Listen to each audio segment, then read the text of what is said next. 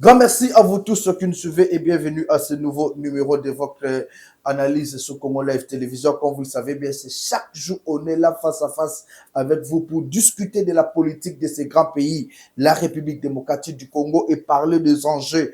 Aujourd'hui, l'actualité reste dominée par les consultations qui sont engagées par le conseiller spécial du chef de l'État en matière de sécurité, le professeur Eberand. Hier, il a rencontré le présidium, l'ancien présidium, bien sûr. Il a vu Jean-Pierre Bemba Gombo, il a rencontré Vital Kamere, Batu Lukobo, Sama Lukonde, la première ministre.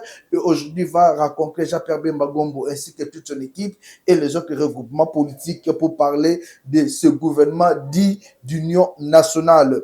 Est-ce que dans la situation actuelle de notre pays, faut-il parler d'un gouvernement d'union nationale ou d'un gouvernement de la cohésion nationale? On en parle au cours de cette émission et nous annonçons à la population congolaise que bientôt l'aéroport de Kavumbu sera récupéré par sera récupéré par, bien sûr, nos Ouazalendo et FARDC. Très bientôt, là, la population de Bukavu sera libérée par le Ouazalendo et aussi la population de Goma. Mambo Michak, à vous tous qui nous suivez, Bozwabaki, Thibaut Fanda, Pona Makambo, sérieux et bandit.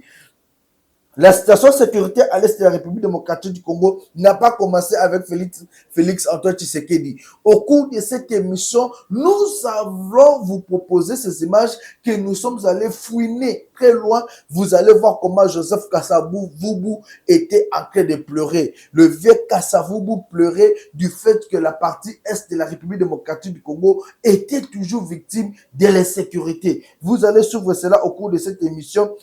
Nous allons aussi vous parler de mines de la République démocratique du Congo. Les mines de la République démocratique du Congo ont été vendues aux expatriés par l'ancien régime. Ce n'est pas moi qui le dis. Albert Youma l'a dit au cours d'une émission. Albert Youma, qui était le président de FEC, a annoncé ouvertement que le mine de la République démocratique du Congo était vendu et voire même la Gécamine. Mbokao était Kama depuis Kala. Et nous allons maintenant poser la question au régime de Kabila qui puisse nous dire que Albert Youma a caussé. À vous tous qui nous suivez, bienvenue, chers compatriotes. C'est toujours un plaisir de savoir que vous êtes là en train de nous suivre. Nous allons commencer par cette actualité.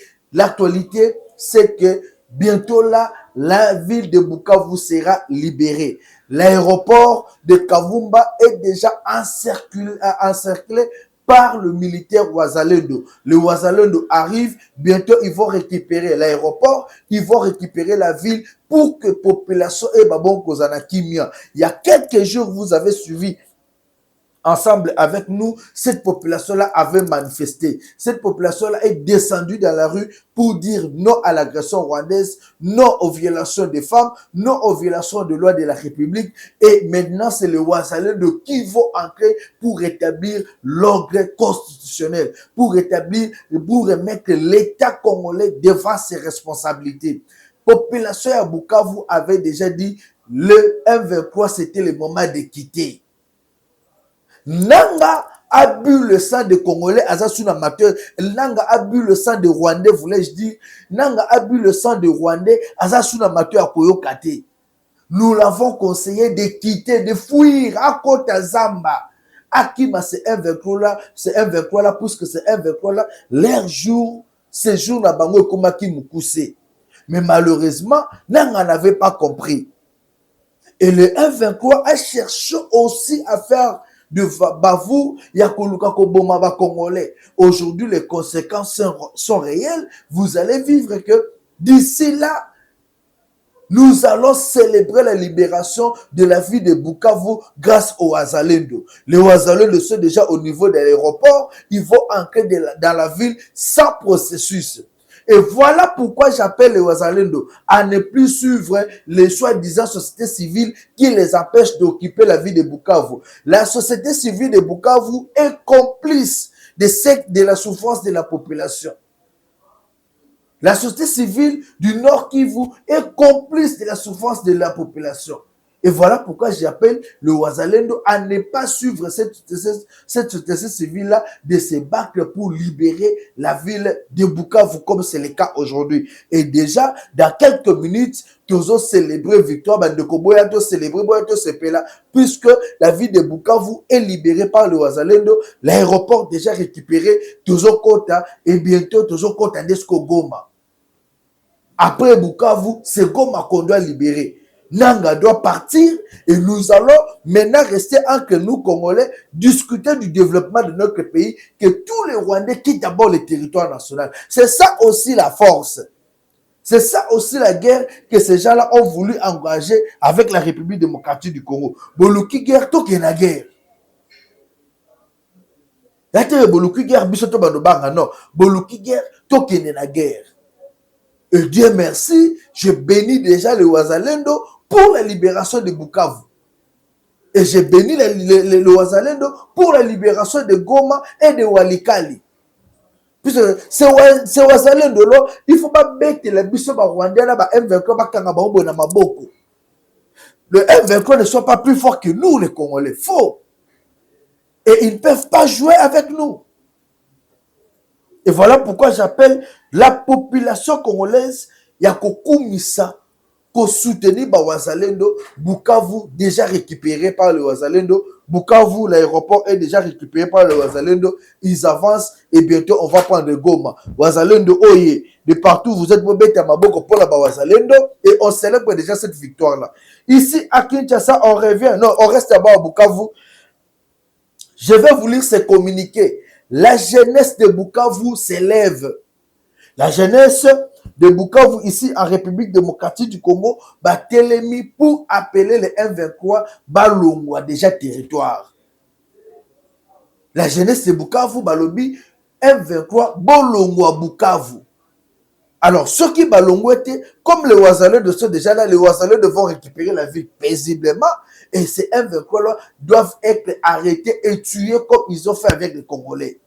Et cette jeunesse-là appelle Corneille Nangaa et ses patins de quitter la ville de Bukavu le plus tôt que possible. J'ai voulu se communiquer avant que tout le monde aille à Kinshasa, puisqu'à Kinshasa ici, il y a une consultation. J'ai voulu se communiquer de la jeunesse de Bukavu, Oyo Basengi, Naba Ouazalendo, Bakota na Bukavu, Babengela biso ba M23, et puis situation ezala améliorer le plus vite que possible. J'ai voulu se communiquer, chers compatriotes, de partout, vous êtes bon Fongola Mato et Bolanda.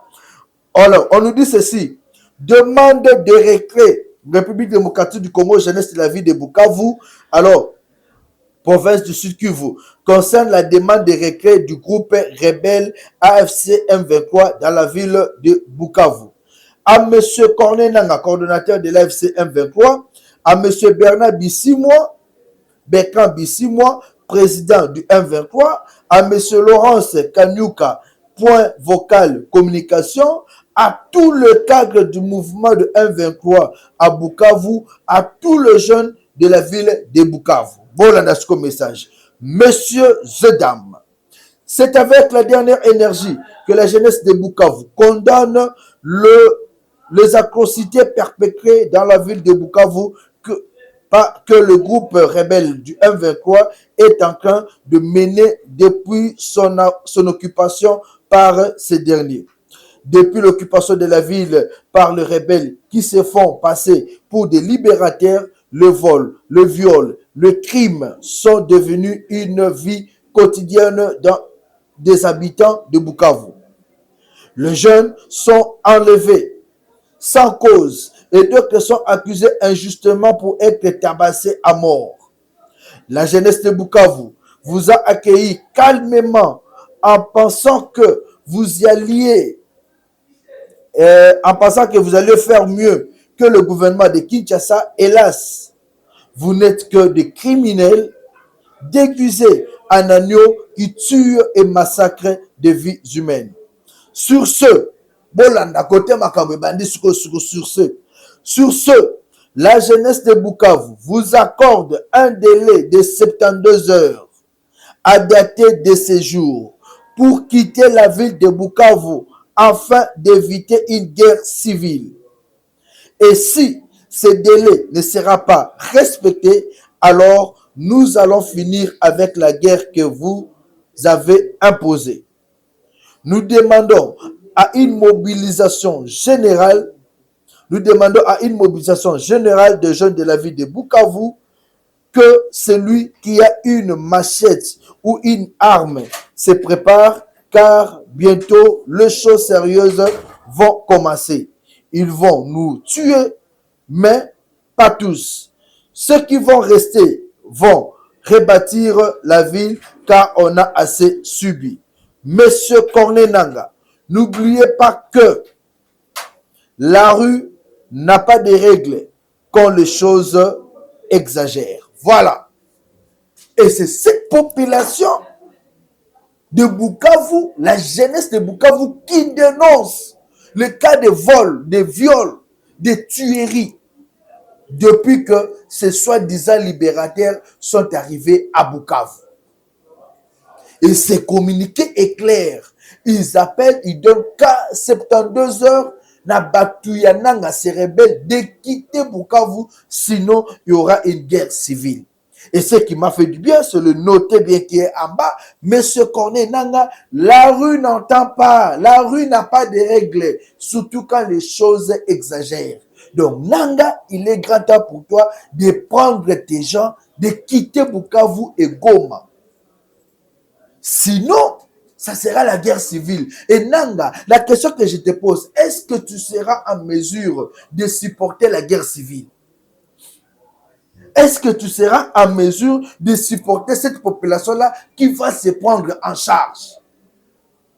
Alors, si tu ne seras pas en mesure de supporter les effets de la population qui va se prendre en charge, il est grand temps pour toi de vider les lieux, de partir. Sinon, tant que toi, Nangaa, avec tes gens, vous puissiez vider le lieu, partir. Vider le lieu, partir. On n'a plus besoin de vous.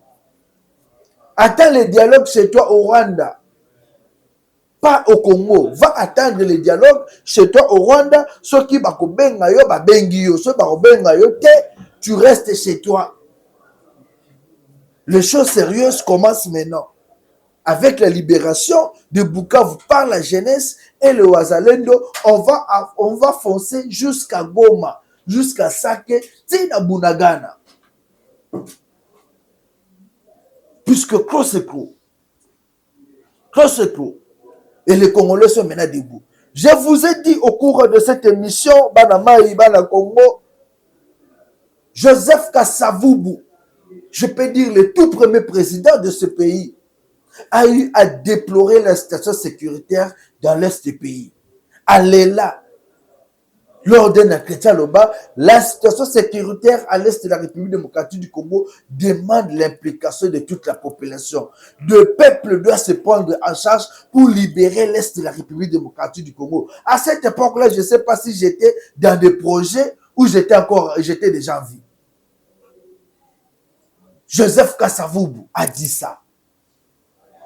Et nous comprenons maintenant que ce dossier n'a pas commencé avec Tshisekedi, comme plusieurs disent, Tshisekedi a bomi mboka, Tshisekedi a salibo. Oh, en réalité, ce dossier a commencé depuis longtemps. Et Joseph Kasavubu a été aussi victime de cette histoire. Et il a même demandé que l'on sache comment libérer l'Est de la République. Et c'était question que la population puisse se prendre en charge. J'ai mis les deux ensemble. Pourquoi? Parce que là, je vois aussi Joseph Kabila Kabange et Joseph Kasavubu adhèrent directement à l'esprit de cette lettre de la jeunesse.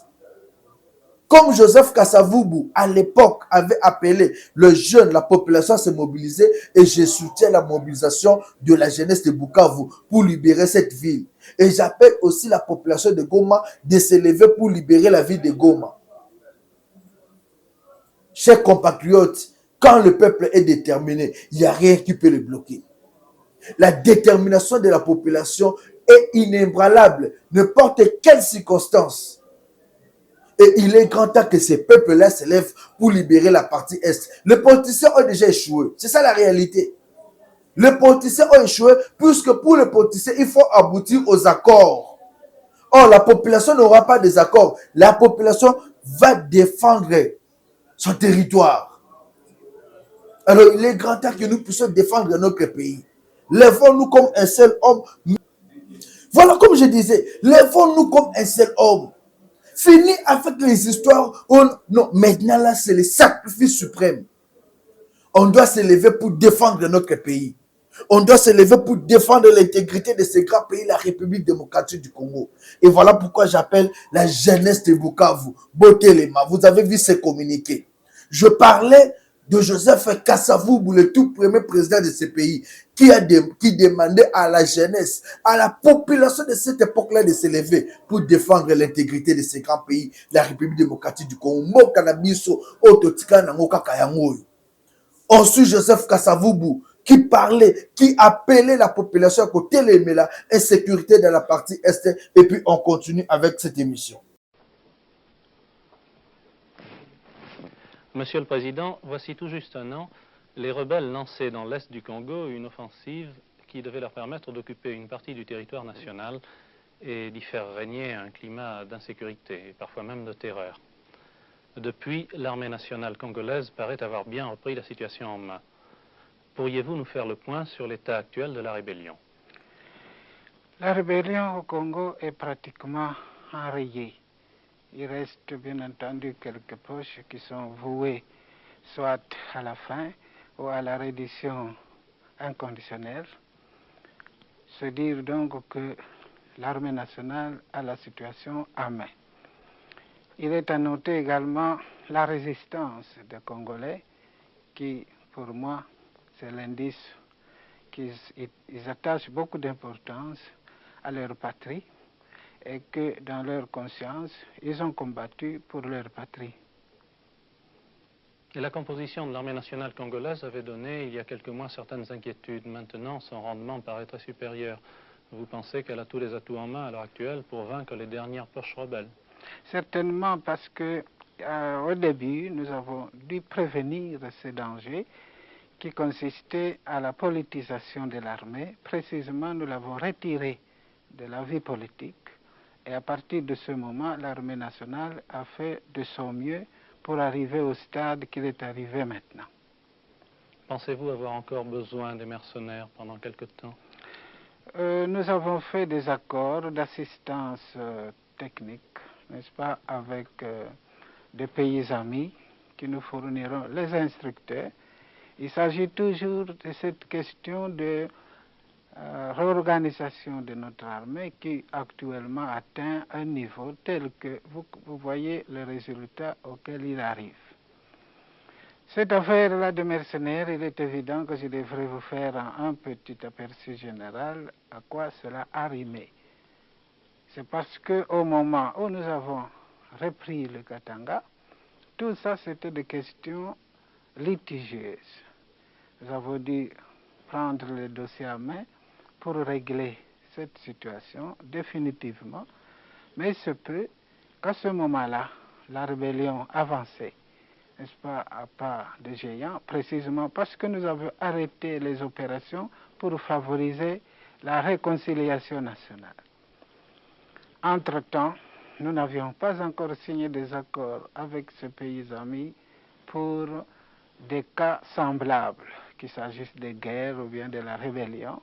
Alors, à ce moment-là, il fallait bien utiliser ce qu'on avait entre les mains.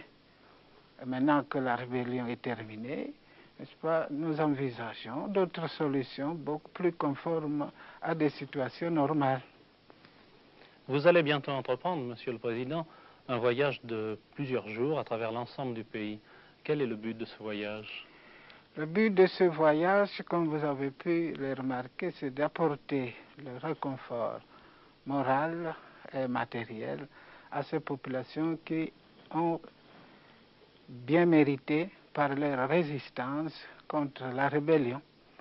Et bien entendu, nous avons beaucoup de responsabilités sur ces populations. Il est tout à fait normal que le chef de l'État les visite le plus régulièrement possible. Si auparavant il n'y a pas eu de possibilité de les visiter, c'est précisément parce qu'il fallait tenir d'abord le coup. D'un côté, quand on est sûr de l'autre, on peut alors se déplacer pour aller assurer l'autre côté. Vous avez vu ce qui s'est passé. Il fallait bien que nous nous maintenions d'abord dans la capitale pour former un noyau de résistance qui était solide et qui s'est répandu dans les provinces. Maintenant, il est possible que nous nous déplacions pour visiter ces populations. Vous allez donc vous rendre plus particulièrement dans des régions récemment libérées. Est-ce que vous pensez qu'il y a là-bas toute sécurité? D'abord, nous visitons les régions qui ont été libérées et ensuite, nous visiterons également les populations qui n'ont pas subi l'influence de la rébellion. Parce qu'ici, il faut apporter aux uns comme aux autres la sollicitude du gouvernement. Et là, en ce qui concerne la sécurité, le militaire ne se demande pas s'il y a sécurité ou pas sécurité, il doit remplir sa mission, il n'y a rien à faire, on y va. Les élections qui se sont déroulées au mois d'avril, Monsieur le Président, semblent démontrer, bien que leur résultat n'ait pas encore été proclamé, le désir du peuple congolais de retrouver une certaine stabilité politique et même une véritable unité nationale. Comment voyez-vous l'avenir politique du Congo après ces élections? Après ces élections, c'est l'étape cruciale pour nous, pour passer du moment qu'on appelle le temps de croissance à la stabilité réelle. C'est-à-dire qu'auparavant, on avait ce qu'on appelait la loi fondamentale qui prêtait à tout commentaire comme à toute protestation. Maintenant, les Congolais ont fait leur constitution de leur façon et adaptée à leurs mœurs. Cette constitution a prévu justement ces étapes qui viennent de se dérouler normalement à partir de la promulgation plutôt de référendum, promulgation, maintenant les élections se passent, on va installer toutes les institutions nationales et pour nous c'est le commencement d'une stabilité beaucoup plus importante que ce que nous avons vécu jusqu'à maintenant. Il faut bien faire ce qu'on appelle des restrictions parce que des pays plus vieilles que nous ont connu encore l'une ou l'autre chose au cours de leur vie, mais ce qui compte, c'est la vie générale. Quand la vie générale peut offrir le maximum de garanties pour la sécurité de tout le monde, on peut considérer que ce pays a atteint la stabilité politique désirée. Que pensez-vous de l'action du président Tshombe depuis qu'il est Premier ministre, c'est-à-dire depuis bientôt un an? Nous avons formé ce qu'on appelle un gouvernement de transition, qui a assuré sa mission, qui était la relance économique, la pacification du pays et la préparation des élections. Ce programme va avoir touché sa fin et nous continuons parce que tout ce que nous sommes en train de faire maintenant, tout ça est prévu par la loi. Nous ne pouvons plus maintenant nous permettre de nous écarter des lignes qui ont été faites par la Constitution. Et les prochaines élections présidentielles qui doivent avoir lieu en principe dans quelques mois, comptez-vous vous représenter ou pensez-vous que le président Tshombe présentera lui aussi sa candidature? En ce qui me concerne, il est évident que je représenterai ma candidature. Pour la seconde partie de votre question, je ne sais pas répondre à la place d'un autre. Le Congo, Monsieur le Président, est un des États les plus riches d'Afrique en ressources naturelles. Pourriez-vous nous parler de la situation économique actuelle et de la position du gouvernement congolais en ce qui concerne les investissements étrangers et les garanties qui leur sont accordées? Ce qui est à faire remarquer d'abord, c'est que malgré l'agitation des rebelles, l'économie congolaise a tenu quand même debout. Il s'agit de remettre tout ce qui a été détruit par les rebelles en marche, tout va continuer. J'ai constaté évidemment en province, comme à Léopoldville, cette bonne volonté de recommencer le travail, quoi qu'il en coûte, sans... Voilà. Et quand c'est un ancien président, Oyo Azala la référence pour nous tous Congolais, Joseph Kasavubu, qui parlait de la situation sécuritaire à l'Est, qui sommes-nous aujourd'hui pour na toter les matins pour na défendre mboka na biso te. Et surtout nous les jeunes. Il y a plusieurs jeunes baza à la Kinshasa, il manque à faire. Félicitations à Kasongo Kabouit qui aujourd'hui, les jeunes qu'on a appelés, les jeunes des Évriers, les jeunes Koulouna, sont en train de construire même Arena, Awana, Stade de Pemé, Stade de Martyrs, qui sont en train d'abattre le grand travail. On voit comment Bazo Salababa, et ces bancs-là aident les élèves battant à Malam. Mais il y a beaucoup de jeunes qui sont encore ici à Kinshasa, qui ne font rien.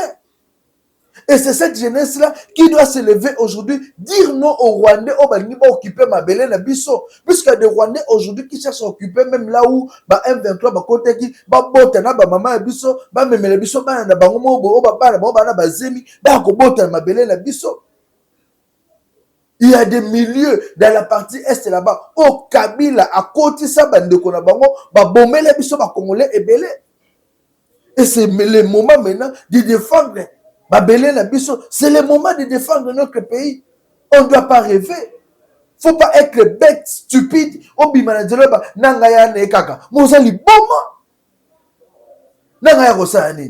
Nanga accompagné des Rwandais. Toi, tu ne sais pas défendre ton pays. Nanga ya nekaka. Aye la biso ba Rwandais, ba ko bomela biso ba ndeko ana mboka o. Levons-nous, chers compatriotes, comme Joseph Kasavubu l'a dit, l'excellence, le feu. Joseph Kasavubu Balbert, tout élément. Tout élément. Chers compatriotes, je l'avais annoncé au cours de cette émission.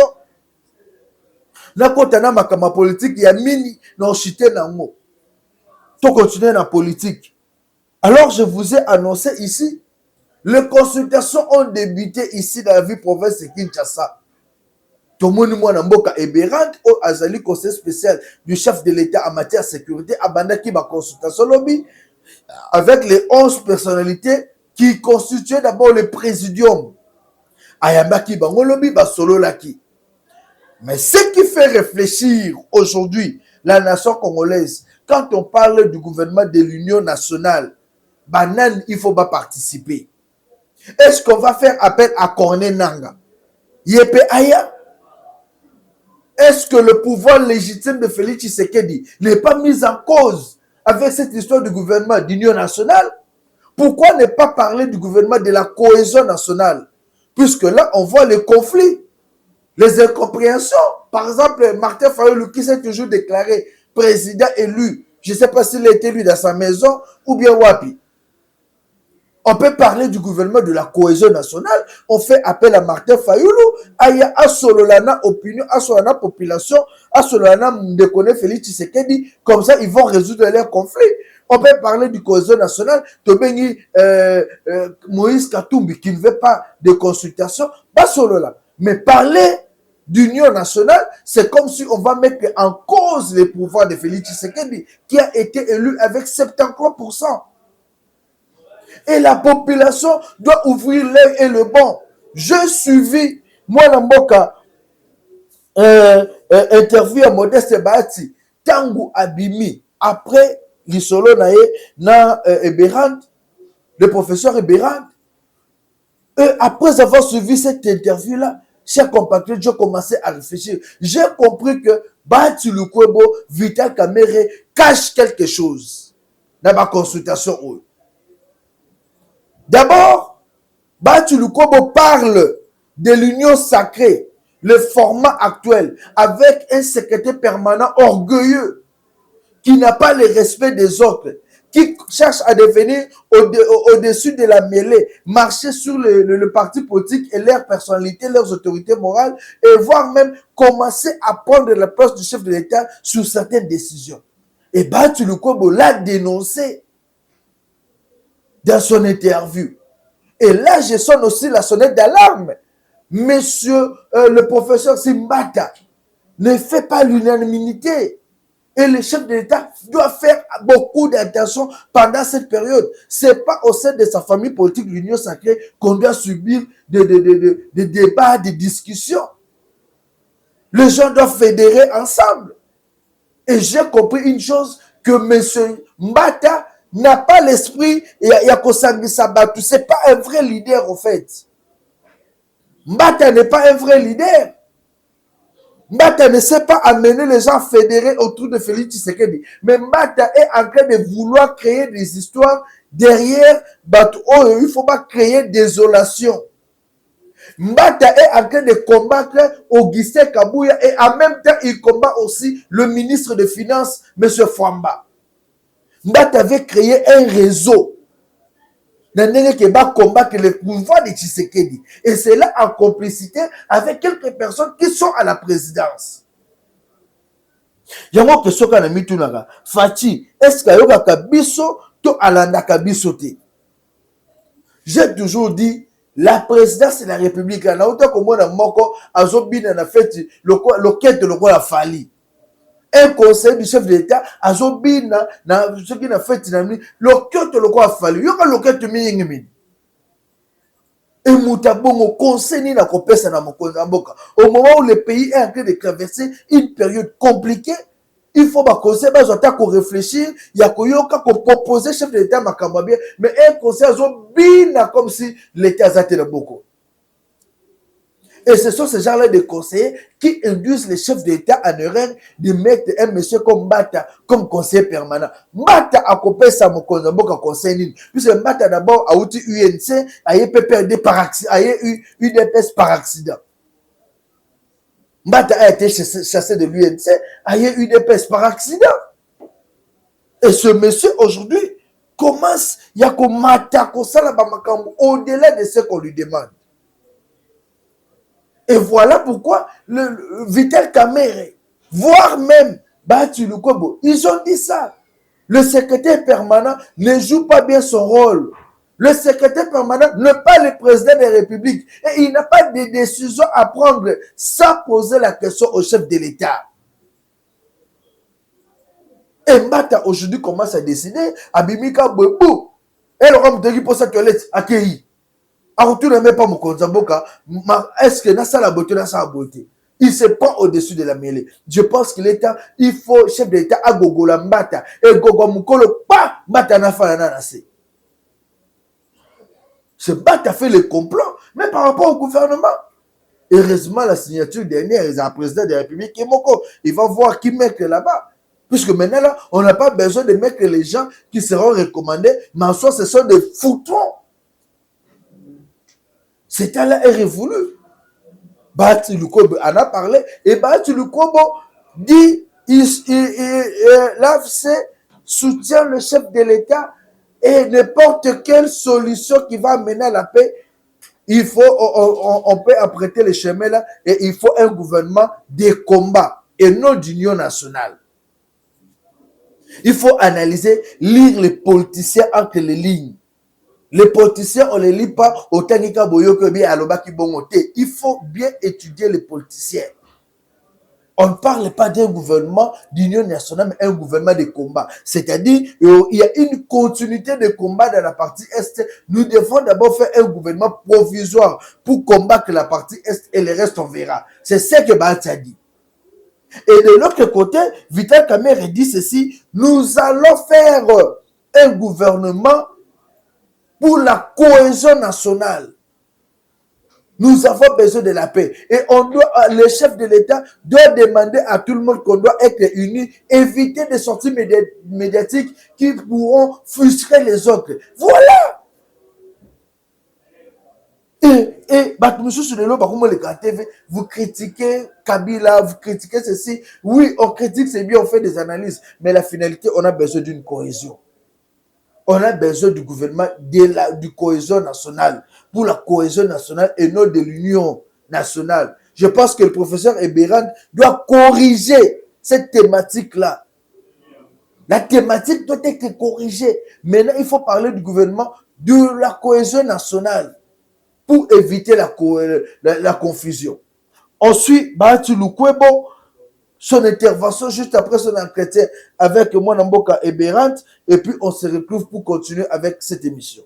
Je suis reçu par le conseiller spécial du chef de l'État en matière de sécurité, le professeur Eberand Cachemire Kolongele, qui m'a d'abord présenté les principes qui guident les consultations en cours. Mais d'emblée, j'ai commencé par lui présenter les félicitations pour son élévation à ces hautes fonctions dans un moment tout à fait particulier de notre pays. Et lorsqu'il m'a étalé les principes, c'est également notre vision, parce que nous pensions que pour le moment, il faut à tout prix cimenter la cohésion nationale. Parce que, comme vous le savez, nous avons besoin de tout le monde et le chef de l'État, son Excellence Félix-Antoine Tshisekedi Tshilombo, a eu raison de tendre la main à tous, sans exclusive. Et donc, il reviendra à chacun d'assumer ses responsabilités et de dire, voilà, c'est le moment où nous devons taire nos querelles pour que nous puissions sauver notre pays qui est menacé, comme vous le savez, par l'ennemi rwandais et derrière lui tout ce que vous savez. Nous avons échangé pour voir dans le contexte d'aujourd'hui qu'est-ce qu'il faut faire pour que rapidement la paix revienne. Et nous avons pensé qu'il fallait mener le combat sur deux fronts, le front militaire mais le front social aussi, parce que tout en nous battant pour qu'on puisse récupérer les espaces occupés par l'ennemi, nous devons également affronter le front social. Parce que, vous le savez, au jour d'aujourd'hui, Kinshasa, avec le visage qu'il présente, nous interpelle, nous tous les dirigeants, d'où nous avons formulé quelques propositions dans ce sens. Nous avons insisté sur la composition de ce gouvernement que nous pensions que ça devrait être le gouvernement de combat parce que nous devons récupérer les territoires occupés. Ce gouvernement doit tenir compte bien sûr de la représentation géopolitique, c'est-à-dire en tenant compte de la représentation de toutes les provinces, mais également des grandes forces politiques et sociales du pays. Nous avons échangé également sur l'union sacrée telle que présentée. Et nous, au niveau de l'AFDC allié, nous avons encore des choses à dire là-dessus, surtout à la suite du comportement du secrétaire permanent qui se met au-dessus des chefs de partis politiques et chefs de regroupements politiques. Ça, c'est quelque chose d'inacceptable. Un secrétaire reste un secrétaire. Ce n'est pas à lui de se donner les rôles de dirigeant. Il prend même le rôle du chef de l'État par moment. Et donc, nous avons dit que cela aussi peut être une source de frustration. Nous avons pensé qu'il fallait beaucoup de considération pour les partenaires et les alliés politiques et surtout éviter le débauchage parce que de plus en plus nous avons constaté qu'il y a en tout cas une floraison de flatteurs, de courtisans et je crois qu'il ne faut pas trop écouter les courtisans, il faut voir les gens qui travaillent réellement pour cimenter la cohésion nationale. Et donc nous, au niveau de l'AFDC allié, comme vous le savez, nous soutenons avec force le chef de l'État, son Excellence Félix-Antoine Tshisekedi Tshilombo dans son combat pour le retour rapide de la paix. Et nous avons dit que toutes les voies sont les bienvenues pourvu qu'elles nous conduisent à la paix. Donc toutes les voies, que ce soit les négociations directes avec ceux qui nous agressent, que ce soit les initiatives comme celle de Senko et CC, que ce soit l'initiative de Doha, que ce soit l'initiative de Nairobi et aussi la cohésion interne, toutes ces voies-là doivent nous permettre rapidement de revenir aux fondamentaux pour que nous puissions bâtir une fois pour toutes une armée solide parce que sans armée, tout le monde viendra toujours nous enquiquiner et donc nous devons en être conscients pour que nous mettions l'accent sur la bonne gouvernance dans tous les secteurs, en commençant par le secteur sécuritaire et les autres secteurs de la vie nationale. Merci beaucoup. Chers compatriotes, chers Congolais, de partout où vous êtes, je vous ai dit que la RDC a besoin d'une délivrance. Et délivrance à blague, délivrance à solo. La RDC a besoin d'une délivrance à solo. Baraka, Shikapena et le Bama. Puisque quand on voit comment ces pays fonctionnent, mais il y a un problème sérieux. Je vais parler du mine de la République démocratique du Congo. Bah, minera mboka na biso, toaka coton, cuivre, et kenakawapi. Fédération des entreprises du Congo, FEC. Moi, Mboka Albert Yuma a été interviewé na Kenega na Katika Partuana. Albert Yuma a dit ceci. On aurait pu éviter de signer certains accords avec les soi-disant partenaires, puisque aujourd'hui, même la GECAMINE qui supportait le 50% du budget national, la GECAMINE aujourd'hui est affaiblie, n'arrive même pas à supporter 17%. Pour Nanini, ba partenariat biloko nyoso tote kela mindele. Albert Yuma, président avec Moutazoloba. Approfondi, économie en bok. Mais économie, ne biso bateka ya un régime à 18 ans. Régime à 18 ans, et teka économie en bok, même à minerai, ne biso pas papaya. Albert Yuma dit, on n'aurait pas pu faire ça. Il regrette, mais trop tard. Ah, bongo ango. Imambukane, ni boulongi, ni. Et voilà les genres de dirigeants que nous avons, qui ne réfléchissent pas avant d'agir. Ils vont réfléchir après avoir agi. Quand on dit vaut mieux prévenir que guérir, et voilà les circonstances dans lesquelles le pays se retrouve aujourd'hui. Quelle honte pour le soi-disant autorité. Souvent Albert Yuma, nengazo lela, nengazo regretter, bakona bango ba signa. Ndenge lelo bango mo ba yebi que population tikali na pasi. GECAMINE wane kufa. Et le bagage GECAMINE kufa, ba monsieur babi bokosi. Albert Yuma l'a dit. On suit Albert Yuma et puis on se retrouve pour continuer avec cette émission. Alors qui sont ces partenaires multilatéraux? Alors, c'est le FMI, c'est la Banque mondiale. Qui décide céder vos richesses à des entreprises. Qui conseillent, qui vous disent, vous, État congolais, vous n'avez plus les moyens financiers de maintenir et de développer vos actifs miniers. Nous vous conseillons, gentiment, oui, on sait comment on conseille. Voilà, de céder ça à des partenaires techniques et financiers internationaux qui sont spécialisés et qui ont les moyens, et ils vont développer ça à votre place. C'est l'erreur fatale qu'on a faite, qu'on ne devrait jamais faire dans nos pays africains. Donc aujourd'hui, à qui appartiennent ces mines-là? Quelles sont ces entreprises qui détiennent finalement la plus importante richesse de ce pays? Quand on dit que la RDC a exporté plus de 1 million de tonnes de cuivre et près de 100 000 tonnes de cobalt, c'est 5 ou 6 entreprises étrangères dans lesquelles, malheureusement, l'entreprise de l'État GECAMINE n'est qu'un actionnaire minoritaire qui n'a quasiment rien à dire. Ah bon? Et donc aujourd'hui, qu'est-ce qui se passe?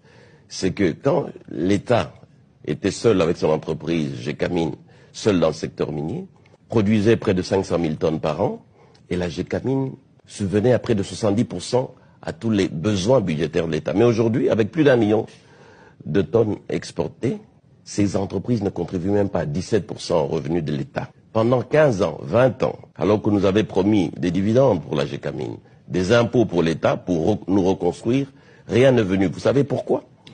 Parce que ces entreprises, elles ont pris nos gisements, elles sont allées les donner en garantie à des banques étrangères et elles ont emprunté. Au lieu d'amener des capitaux qu'on nous avait promis, c'est des prêts qu'on nous a amenés à des taux qui dépassaient 10% alors que nous savons qu'ils les avaient à 2 ou 3%. Dont les entreprises à qui on a donné les concessions sont allées gager les mines du Congo. Du Congo. Auprès des banques. Et ont emprunté alors qu'elles devaient amener des capitaux.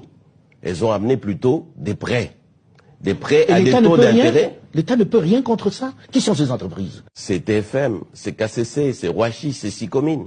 Toutes des entreprises, si pas occidentales, chinoises aussi désormais. Donc ils tiennent les richesses du Congo aujourd'hui. Ils tiennent les richesses du Congo, d'où effectivement ce paradoxe que les richesses ne profitent pas aux Congolais, mais aux entreprises étrangères, aux filiales. Merci beaucoup. Chers compatriotes, ce bolingambo kanabino, bobanda ba prière na minute. Ce qui bolingaka Congo oyo, c'est le moment de prier pour ce Congo. Puisqu'il y a beaucoup de choses qui ne marchent pas bien. Et je suis batté. Rien ne marche. Je reviens encore pour dire, je porte main forte au Wazalendo. Bukavu tombé, tu récupéré Bukavu grâce au Wazalendo FARDC. déjà aéroport entre les mains de Ouazalendo de FARDC. Et bientôt, on doit récupérer Goma. Si tu récupères Bukavu na Goma, voilà ce que tu as besoin. Au lieu dialogue, tu retournes. C'est ça que tu rejoins au pays. Et puis, tu rejoins Nirangongo. Tu réussis à bango sur le dialogue, quitter Bunagana. Donc, tu raisonner dialogue. On doit faire un dialogue dans le moment où tu es en état de force. Pas que ça, il y a un dialogue dans faiblesse. Rien. On doit récupérer Bukavu, récupérer Goma, tu avancer. N'est-ce que tu dis bango dialogue? On va dialoguer sur quoi? Et on doit frapper fort sur l'armée ougandaise. L'armée ougandaise doit subir les conséquences de l'impolitesse de cette posture du fils de Museveni, qui marque du respect même au président de la République. Il faut frapper fort sur cette armée ougandaise. Chers compatriotes, hier, le premier vice-président du PPRD était devant la cour militaire. Audition et bandit 11h, 10h45. Nous étions là. Bata PPRD bayembi banzengo. Invocation. Jusqu'à ce que le juge militaire avait décidé que moi Nambo Minaku akokaki kozonga na ndaku na bango. Azongi pa naye, c'est sauf. Aujourd'hui, la justice congolaise, la démocratie règne. Les opposants ne sont plus arrêtés comme c'était avant. Ce qui dit que les opposants va convoquer Karamakala et déjà Fakende. Mais pour cette fois-là, un opposant est arrivé, a commis, yokiye, talissé les faits. Il s'est justifié, audition et ça mis en bonne difforme et Obe Minaku azonga kepanaye. Nous appelons cette fois-là le gouvernement. Baïmboka. Quand vous devez interpeller une personne pour respecter quand même la norme, vous ne pouvez pas appeler une personnalité comme Obe Minaku de 11h à 0h. Auditionnez ne se oumela bongo. Auditionnez ne oumela déjà bongo. Et ça, c'est pas sérieux. Ça, c'est salir même l'image de l'état de droit que le chef de l'État, Félix Tshisekedi, a en train de prôner. C'est salir l'image de la justice congolaise, même du président de la République. L'audition avait commencé de 11h, normalement, il serait à 15h, puisqu'il n'y avait rien. Mais on a voulu retenir M. Obe Minaku dans ce bureau-là sur injonction de Constant Moutamba. C'était sur injonction de Constant Moutamba, ministre de la Justice. Et nous l'avons dénoncé. Il faut laisser la justice libre faire son travail. Et heureusement qu'en finalité, Dieu est juste. La justice de Dieu, il y en a, mais Obe Minaku Njalanjoko est rentré chez lui sain sauf. Et nous appelons le chef de l'État à veiller sur certains dossiers. Puisqu'il y a certains juges, certains bonhommes besoin d'agir pour nuire à l'image du président de la République. Nous ne voulons pas de ça. On voulait suivre l'image, l'ambiance de ce qui était hier devant la cour d'ordre militaire jusqu'à la sortie d'Obe Minaku Njalanjoko. Comment est-ce que le membre du PPRD lui ont réservé cet accueil-là chaleureux et puis on se retrouve pour continuer avec cette émission.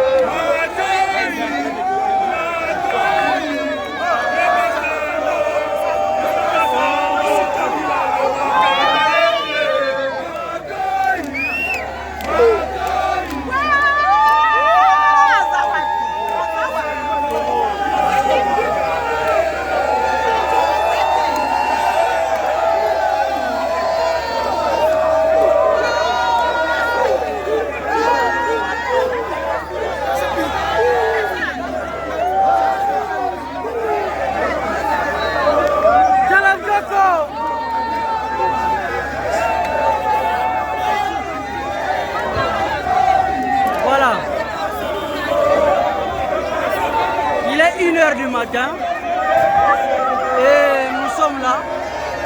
Nous voulons maintenant quitter. 1 h du matin. Nous sommes libres. Voilà, 1 h, nous allons faire là en blanc, comme toujours. Voilà, il est 1 h, on rentre à la maison.